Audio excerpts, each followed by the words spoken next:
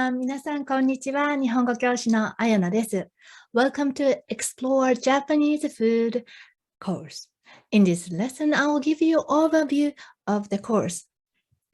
I believe this combination of Japanese food knowledge and language will motivate you and hopefully prevent you from being overwhelmed with the learning process. We start with 10 common Japanese phrases when eating, which is important to say in Japanese culture.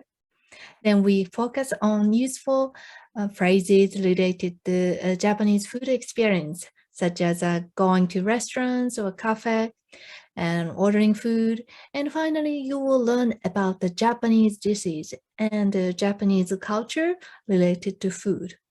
I also introduced some regional specialty of food based on the location of Japan.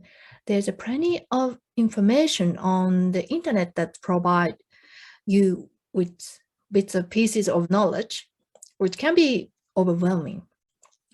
So this course is designed to tie everything together in such a way that will allow you to move at your own pace with clear instructional videos to help you to understand Japanese language and the food culture.